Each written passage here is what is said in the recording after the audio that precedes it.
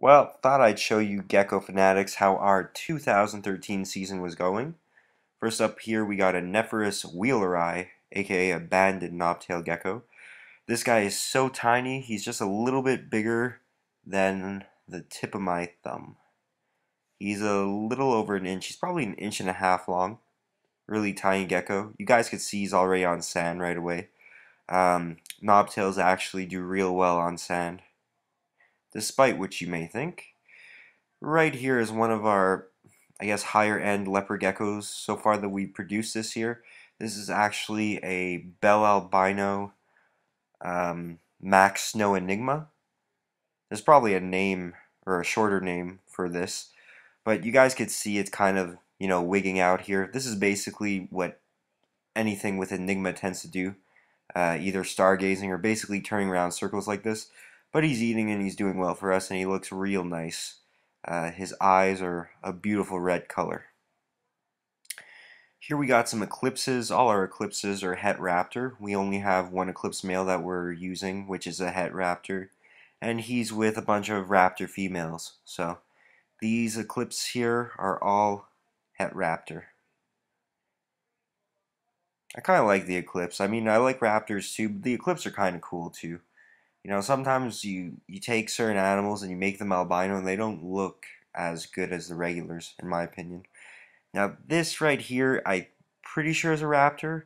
Our raptor females have really, really dark eyes. Really, like, I guess, a maroon kind of red.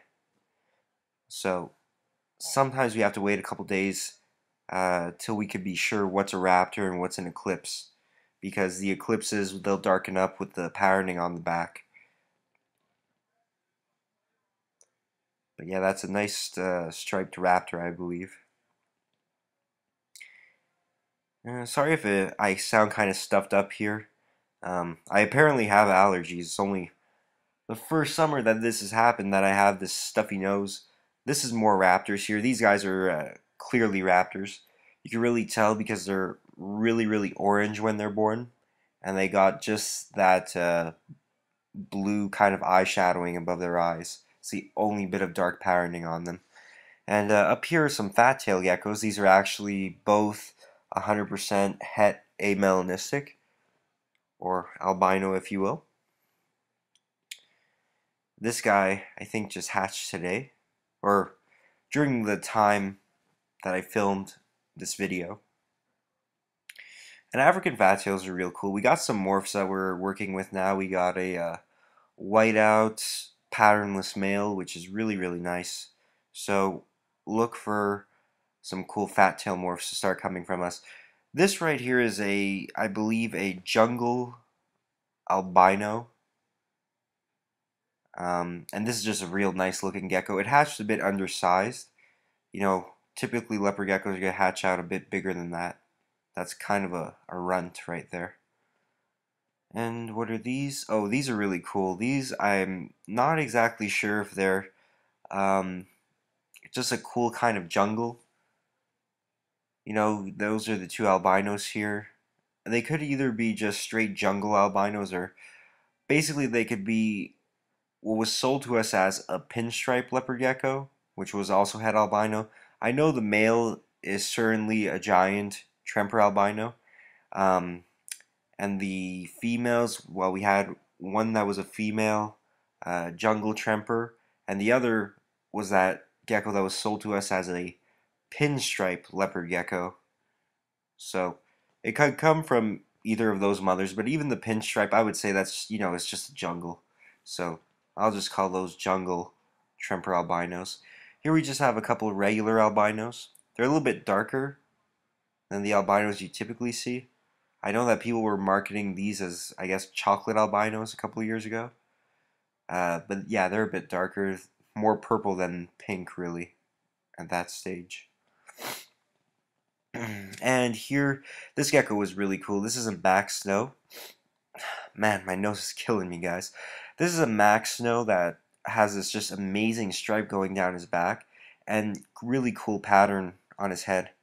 And the reason why he's housed alone and why he has that regenerated tail is before his clutch mate was actually an enigma, and that clutch mate actually killed another leopard gecko, the Enigma.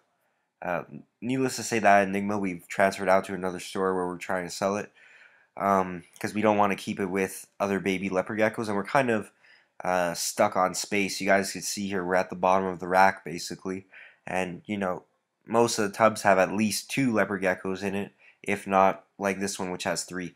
These are super hypo tangerines. Their banding fades in the first couple of months of their lives, and they just end up being pretty much all orange. We actually are using the Tangerine Tornado line, and he's with a Tangerine Tornado female and a Super Hypo Tangerine female. It's a little bit hard to differentiate the Tangerine Tornadoes and the Super Hypo Tangerines. They both basically end up orange, but the Tangerine Tornadoes tend to be a little nicer. Like this guy here, he's probably going to be a Tangerine Tornado, but time will tell. And here's a couple normals that were born today, or when this was filmed. Now, for you guys that like your arboreal species, here are some Gargoyle Geckos we have. I was about to say the scientific name, but I don't know if these were the ones that were reclassed. I know the Rhacodactylus family got separated into a bunch of different groups and genuses, but I think Rhacodactylus auriculatus, which is the Gargoyle Gecko, I think that one stayed the same. I know Crested Gecko changed, but you guys could see that these Gargoyle Geckos are just awesome. They're all striped Gargoyle Geckos, and they're all going to either be orange or reds. Our group of adults is just phenomenal. They're the best looking gargoyles I've ever seen, and I'm not being biased. In person, I've never seen Gargoyle Geckos that match our adults. And even these guys, as they get older and as they start firing up more and more, they're just going to get an awesome orange color. Really, really cool. Gargoyle geckos are probably one of my favorite geckos. I really like the way they look. I really like the way they handle and act.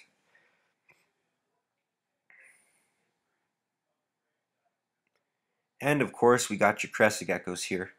Now, I'm actually a bit surprised because our stock is pretty high end, and most of the babies we've been hatching out are just kind of, I want to say low end, but kind of regular looking babies. We got a couple Fires and Harlequins, but none of our really impressive stuff has been coming out yet. I mean, last year we got all kinds of pinstripes, and blonde Harlequins and things like that. A lot of Super Dalmatians, but these guys here pretty much all look like normals. We have 30 eggs in incubation right now, so look for a lot more of these to be coming.